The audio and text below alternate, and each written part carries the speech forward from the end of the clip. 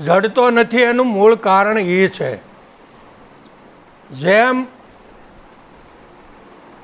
વાદળ ઓથે સૂર્ય છુપાયેલો છે, પણ જ્યાં સુધી વાદળા આઘા પાછા નોંધ કરો થાય નહીં ત્યાં સુધી જેમ સેમ સૂર્ય દેખાતો નથી. વાદળું આડું હોય ત્યારે સૂર્ય છે એ તો ખબર પડે જ છે બધાને, સૂર્ય છે એ તો ખબર જ છે, પણ જોયો નથી.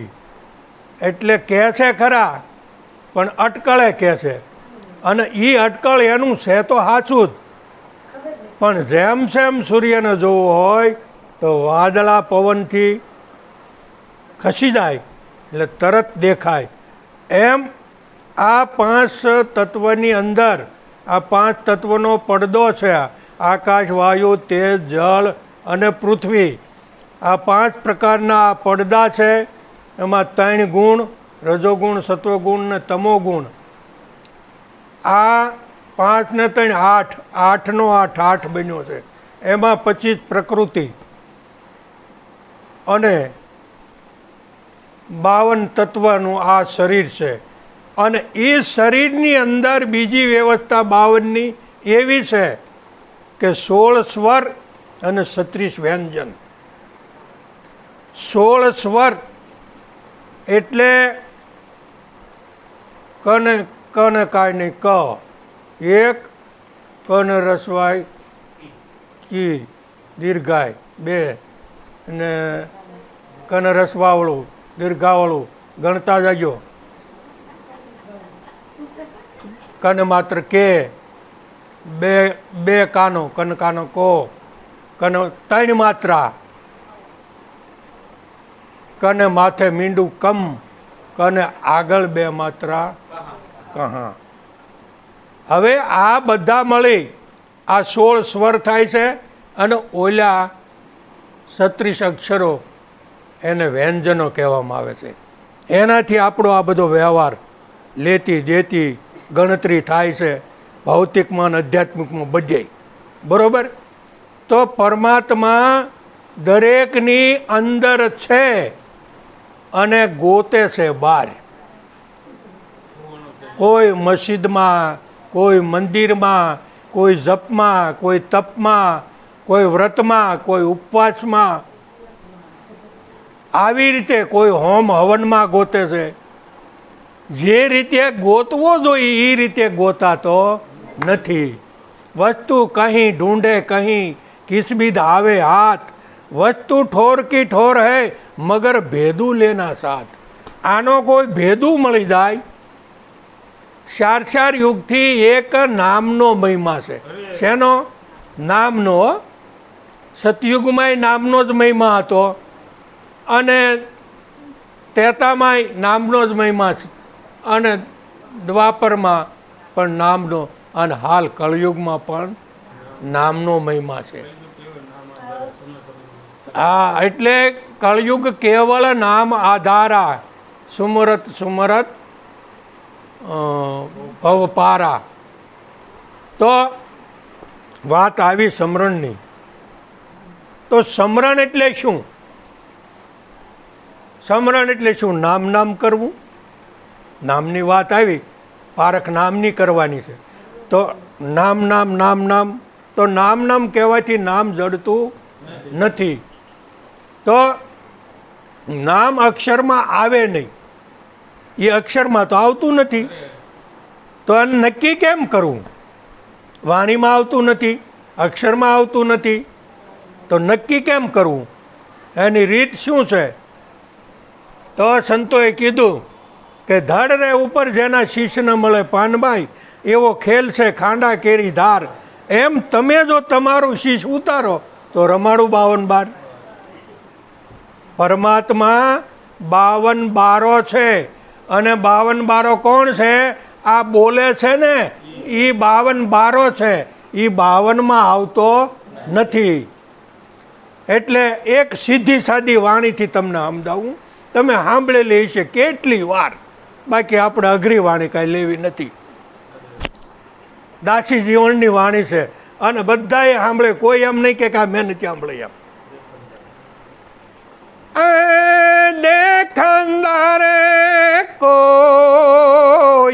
હે આદલમાં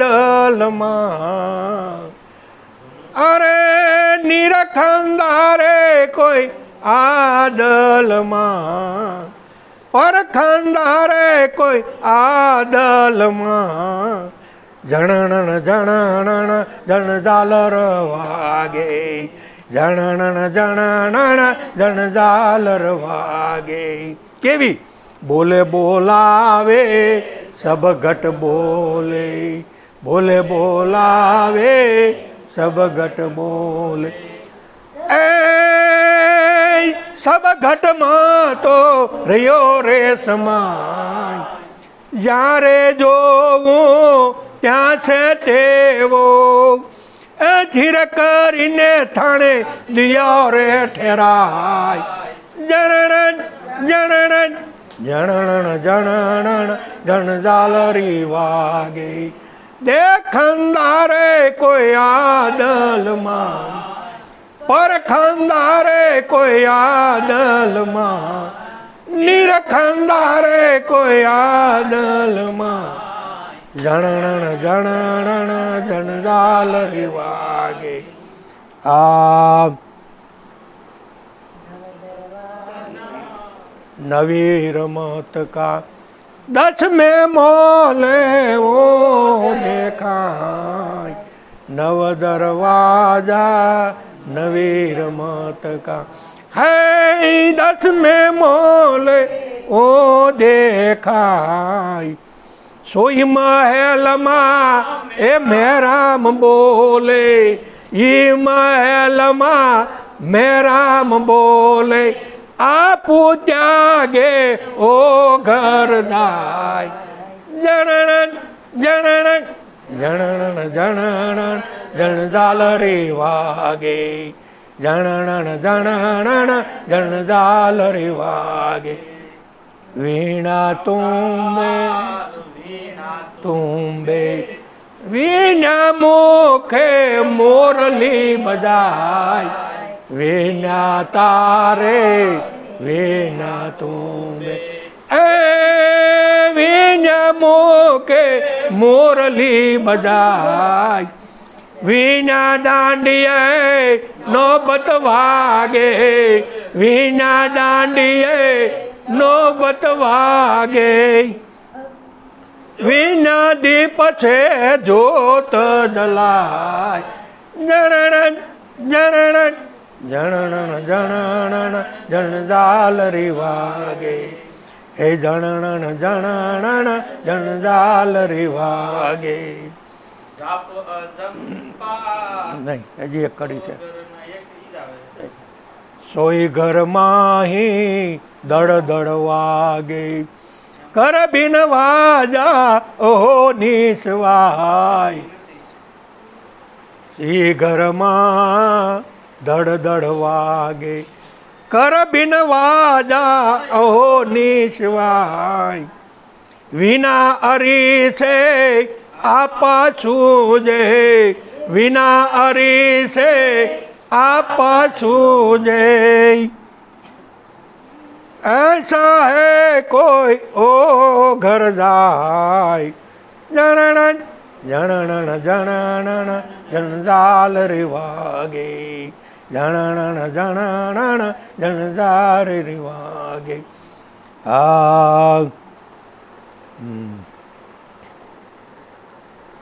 जाप अजंपा सो घर नाही चंद्र सूरज ज्યાં પહોંચત નાહી જાપ અજંપા સો ઘર નાહી હે ચંદ્ર સૂરજ જ્યાં પહોંચત નાહી સૂક્ષ્મ ટેકથી સોઈ ઘર પાવે સૂક્ષ્મ ટેકથી સોઈ ઘર પાવે આપે આપને દિયો ઓળખાય જણણ જણણ જણણ જણણ જણઝાલરી વાગે જણણ જણણ જણઝાલરી વાગે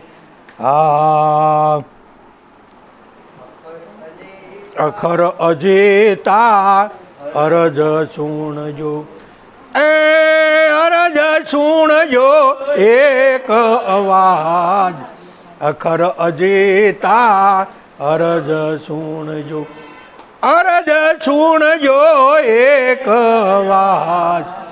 દાસી જીવણ સંત ભીમના ચરણે, દાસી જીવણ સંત ભીમના ચરણે, હરે મજરો માનો માનો ગરીબ નવાજ. જણણ જણણ જણણ જણણ જણઝાલ રે વાગે, એ જણણ જણણ જણઝાલ રે વાગે. દાસી જીવણ 18 ગુરુ ભીમ, 18માં ભીમ સાહેબ. હા, એટલે આ ભજનમાં એને જે ગુરુ ભીમ સાહેબ મળવાથી અનુભવ થયો એ આમાં રજૂઆત કરી. તો આપણે પણ ગુરુમુખી છીએ તો આપણને એને થયું આપણને કાંઈક તો થયું હોય ને. એટલે એને શું કીધું પહેલાં? દેખંદા. દેખો તો ક્યાં? તો કે આ દલમાં. દલ એટલે સમજણ. દેખંદા કોઈ આ દલમાં, અને દલનો અર્થ સમજણ થાય. પરખંદા કોઈ આ દલમાં, નિરખંદા કોઈ આ દલમાં. દલનો અર્થ સમજણ થાય છે. આ સમજણની અંદર તમે તપાસ કરો. બોલે બોલાવે, સબઘટ બોલે, અને આપણને બોધમાં નક્કી કરાવી દીધું છે.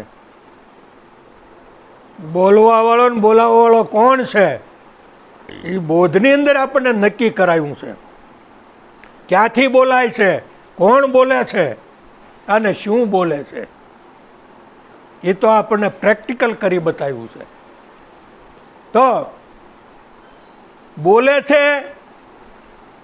એ જ બોલાવે છે અને એ જ બોલાવવાળો છે, બીજો કોઈ છે નહીં. આ જાંગડમાં કહું તમને, કારણ કે ઓલું તો આમાં સણાવટ નથી થાય, એમ મર્યાદા છે એની, બોધની વાત ન થાય.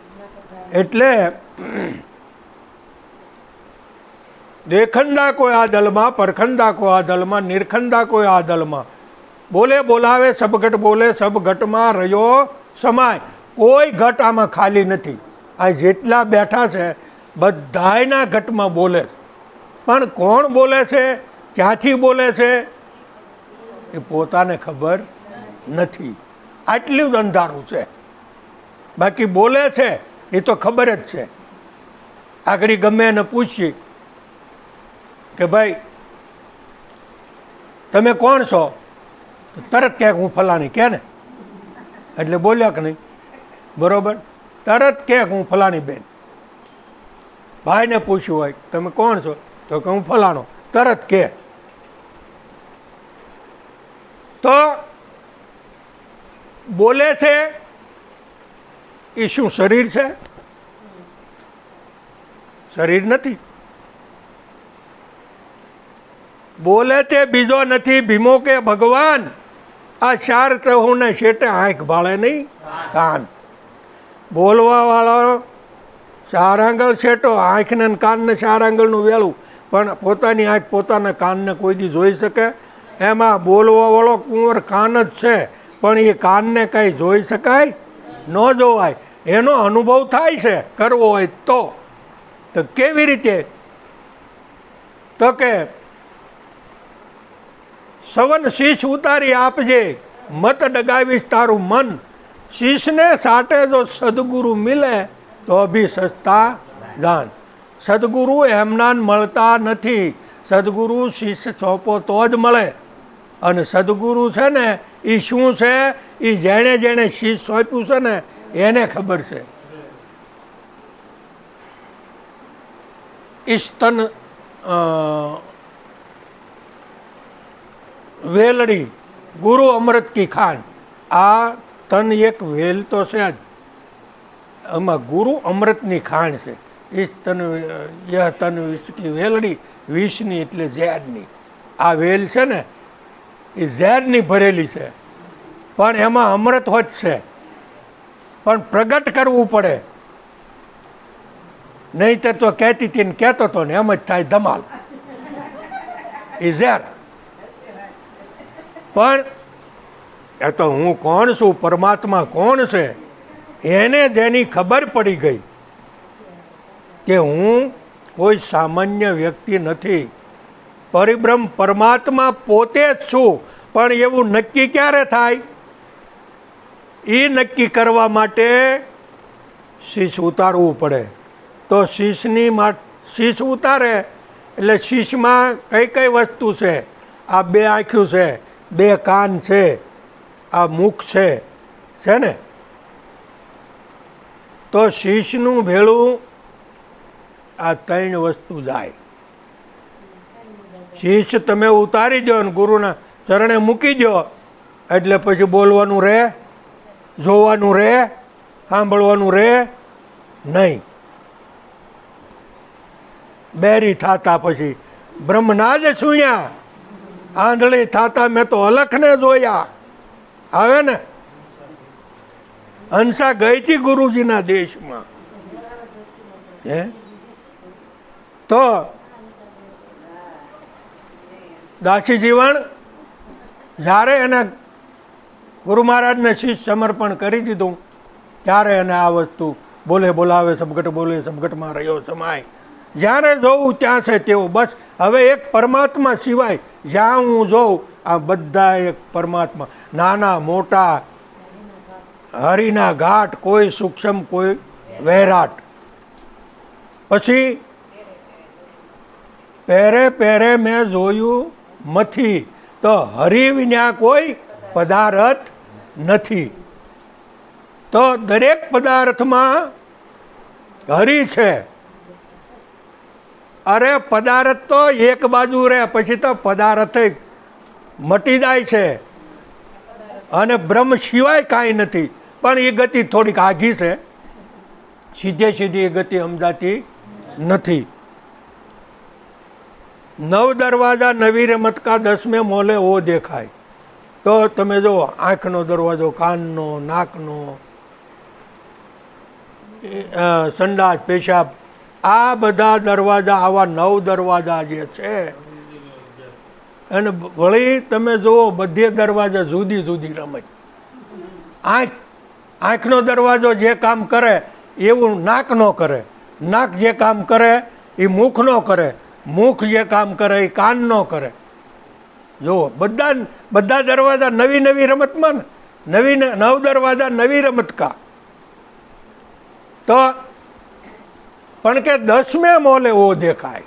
એ 10મો મહેલ ક્યાં છે? એ 10મો મહેલ સદગુરુ સિવાય એનું તાળું કોઈ ખોલી શકે નહીં. 10મો મહેલ આઘો નથી. 9 દરવાજા અને 10મો જાણવા વાળો પોતે જ છે. પણ એમ નક્કી થતું નથી. એટલે વિના તાર, અમે ક્યાંય તાર કે તુંબડું કાંઈ છે? વિના તારે, વિના તુંબે, અને વિના મુખે મોરલી વાગે. તાર નહીં, તુંબડું નહીં, અને આ બોલે બોલાવે સબગટ બોલે. આ કોણ બોલે છે? કોણ ગગનમાં ઘૂમી રહ્યો? તેજ હું એમ શબ્દ બોલે. આ ગગન એટલે આકાશ. આકાશની અંદર કોણ ઘૂમી રહ્યું છે? તો આકાશની અંદર તમે ક્યાં છો? પૃથ્વી પર છો? તો માણસનો પ્રાણનો એક છેડો આકાશમાં છે, બ્રહ્માંડની નાભી કહેવાય, એમાં છે. બીજો છેડો પિંડની નાભીમાં. પિંડથી ઉપડી બ્રહ્માંડમાં થઈ પાછો આવે. આ ન આવે તો કાંઈ થાય ખરું? તો કબીર સાહેબે એટલે કીધું કે મળનારો હશે તો તને તારામાંથી મળશે, પણ કે ચકમક કડું કરી લાય. ચકમક એટલે કાબરો તેતરો પાણો હોય. અને એક લોખંડનો ટુકડો ગજવેલનો હોય, એને કડું કહે, અને એક વાટ, ત્રણે ભેગા ખિસ્સામાં નાખ્યા હોય તો ખિસ્સું દાજે નહીં કાંઈ, પણ ત્રણેને ભેગા કરીને ઝટકો મારો તીખારો થાય કે નહીં? હે, એમ આમાં ઘર્ષણની જરૂર છે. જો આમાં વાટેય છે, દીવોય છે, દિવેલય છે, પણ ઘર્ષણની જરૂર છે. જ્યાં સુધી ઘર્ષણ ન થાય એમ. હવે પાછું એ વાટને પ્રગટાવવા માટે હવે આમાં સુરતા રૂપી વાટ, આત્મા રૂપી દિવેલ છે. તો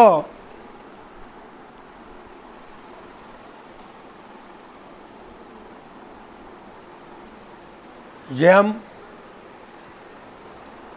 એક સાખીમાં મેં કીધું કે શ્વાસથી તો સૌ કોઈ જીવ જીવે. શેનાથી જીવે? તમામ જીવ શ્વાસ હોય ત્યાં સુધી જીવે ને, બરોબર. પછી શું થાય?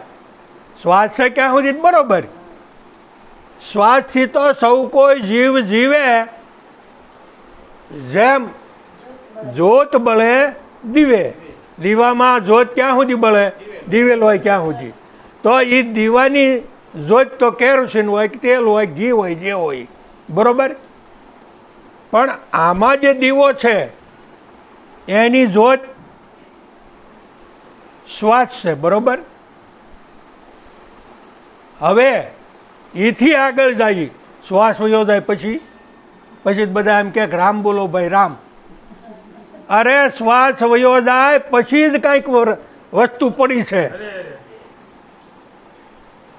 શ્વાસનો શ્વાસ, નાદનો નાદી, એ અનાદિનો છે. એટલે કીધું છે કે શ્વાસથી તો સૌ કોઈ જીવ જીવે. જેમ જોત બળે દીવે, કુરજી જગતમાં. હવે શું આવે? નિજ નામથી જીવે. શેનાથી? નિજ નામથી. બીજા કોઈના નામથી નહીં, નિજ નામથી.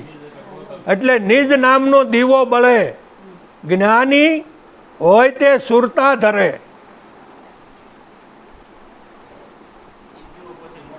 હે, તો ઉઠો ગૌરી સૂક્ષ્મણા, પરા નામને પરખીએ. પરા નામને પરખવા સાસા સદગુરુ ધારીએ. આ જે કુરજી નામ છે એ ક્યાં પડ્યું છે? પરામાં પડ્યું છે. અને પરા ક્યારે ખબર પડે? તન મન ધન બધું હોંપી દો. આ સ્થૂળ દેહથી જો આપણે અહીં બેઠા છીએ, આની અંદર એક સૂક્ષ્મ દેહ છે. એ અહીંથી ઊભા થાય ને હુઈએ નહીં, જાગતા નહીં ઊંઘતા, એ સપનું આવે. સપનામાં આમ જ અકળાઠઠ બેઠા હોય, વાતો કરતા હોય, સાંભળતા હોય સાંભળે, બોલતા હોય બોલે. એને એ વખતે હાસું લાગે ને, જાગે કે કાંઈ હાસું હોય નહીં. આ જાગ્રત અવસ્થા છે અત્યારે. જાગ્રત અવસ્થામાં આ સ્થૂળ દેહ છે બધા. સ્થૂળ એટલે નાશવંત દેહ. સપનામાં સૂક્ષ્મ દેહ હોય છે, અને સૂક્ષ્મ દેહથી સપના આવે, પણ અત્યારે જાગો ત્યારે કાંઈ હાસું હોતું નથી. તો આ બે દેહ નાશવંત છે. હવે ત્રીજો આવ્યો કારણ દેહ. ગાઢ નિંદ્રામાં કાંઈ ખબર રહે નહીં, ઉપરથી સાપ યોજાય તોય ખબર રહેતી નથી. પછી જાગ્યા પછી એમ કે આજ તો બહુ ઊંઘ આવી, બહુ ઊંઘ આવી. પણ જાગ્યા પછી ને તો એ ઓલી હતો તો ખરો જ એમાં, પણ કોઈ ક્રિયા નહોતી એમાં. એમ પરમાત્મા આ શરીર છોડીને ક્યાંય જાતો નથી, એમાં છે. પણ આ ત્રણ દેહ વ્યાદાય એટલે પછી એની ક્રિયા બંધ થઈ જાય છે. ક્રિયા રહેતી નથી, ખાલી નામ સ્વરૂપે. એટલે નિરાત મહારાજ એક સાખી બોલ્યા કે નામ નગર નવખંડમાં નિરાંત નિર્ગુણ દેશ, અમર ફળ ત્યાં નીપજે, વર્ષે મેઘ હંમેશ. આનો અર્થ હું?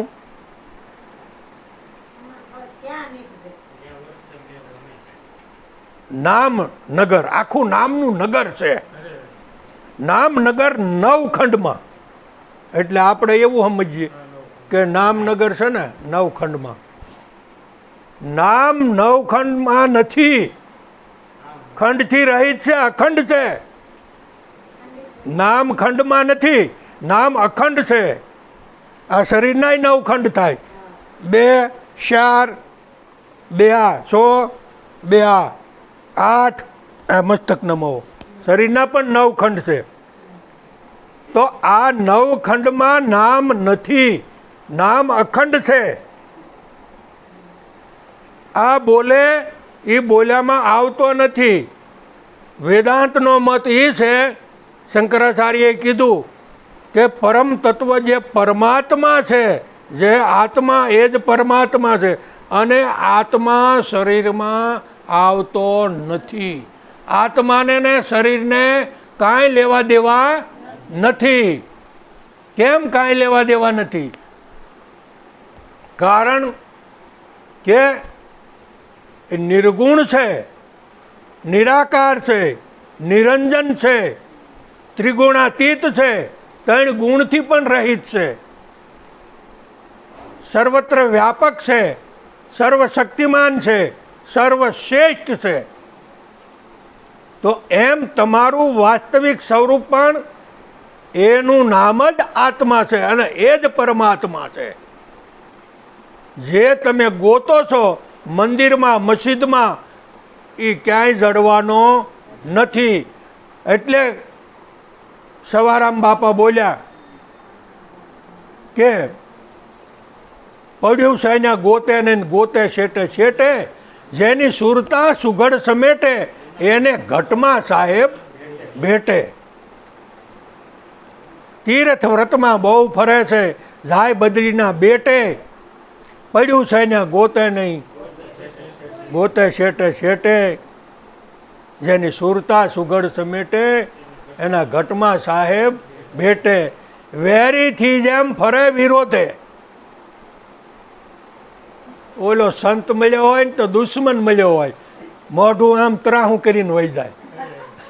અને કોઈ હસી મજાક કે ઠઠ્ઠા મસ્કરી વાળો કોઈ મળી જાય તો મજા આવી કે બહુ મજા આવી કે. પણ હાસી વસ્તુના ગ્રાહક બહુ ઓછા છે.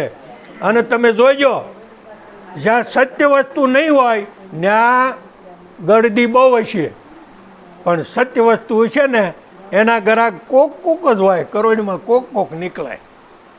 બીજે બધે ભીડ છે, કંઈક નામ સ્મરણ આપે, ધ્યાન સ્મરણ આપે, એવું કંઈક ધંધે લગાડી દે, ન્યા ગળદી બહુ થાય.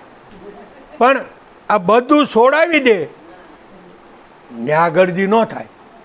બધું છોડાવીને પોતે કોણ છે એની ઓળખ કરાવી દે તો ન્યા ગળદી નહીં. કારણ કે ન્યા ઓલું તો ભાઈ ભાગવતની સપ્તાહ હોય તો વળી એમાં લગ્ન થાય, વળી બધી લીલાઓની વાતો આવે, અને ભગવાનના માતા પિતા થવાય, ભગવાનના વેવાય થવાય, એ જાન જાય, ભગવાનની જાન જાય, અને જાનમાં જવાય, જાનડિયું થવાય, અને ભગવાનના માતર હોય થઈ જાય.